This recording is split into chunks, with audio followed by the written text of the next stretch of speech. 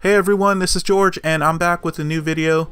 In this video, I asked the question, what if Avengers Endgame ended this way? And before we start, I did want to let you know that there are spoilers in this video, major spoilers. If you have not seen the film, turn back now. One of the greatest things about Avengers Endgame was actually seeing how truly, genuinely good Tony Stark is. In the comics and in the movies, Tony is often portrayed as brash and cocky. He's even intense and sometimes self-centered.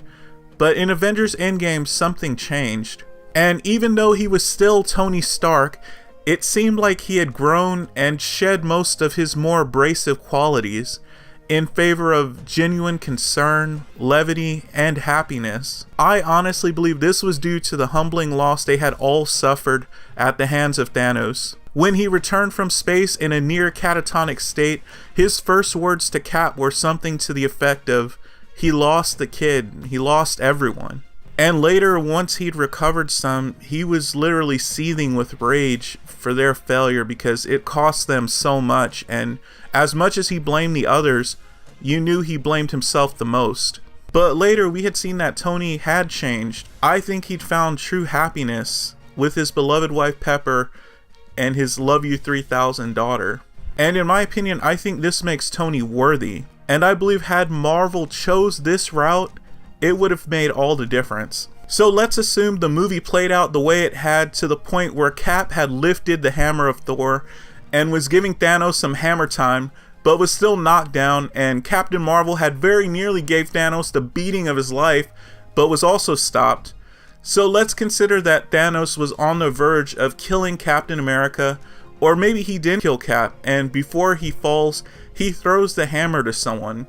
We assume it's Thor, but we see an armored hand seize the hammer out of the air, and it's revealed to be Iron Man, who over the course of this film had shown that he was now worthy to wield the hammer. To my knowledge, this is something that hasn't happened in the comics, and so would have been mind-blowing to see that Tony was also worthy. From there, we see Tony unleash a righteous, lightning-filled rage like we'd never seen from him before, as he goes toe-to-toe with Thanos and holds him back. Or if Cap lives, we see him and Tony double-team Thanos Civil War style, buying Nebula enough time to seize the gauntlet and undo not only her father and his army, but also restoring herself to the flesh and blood body that she had before her father mutilated her. I love Cap, and I've been waiting for the moment for him to seize the hammer forever, but I honestly don't think this takes away from Cap's moment. I actually think it enhances it, because these two had truly become brothers in arms, and both had proven themselves as worthy. And I think this would have brought Tony and Steve's story full circle, because I believe that Tony had become worthy over the course of this film. So let me know what you all think. Would you have liked to have seen this ending instead? Are you happier with the ending that we got? Do you have any what ifs you'd like to share about the movie? Let me know in the comments section what you all think. Leave a like if you enjoyed the video, share it if you loved it, and consider subscribing to my channel for more comic book content. And as always, thank you so much for watching.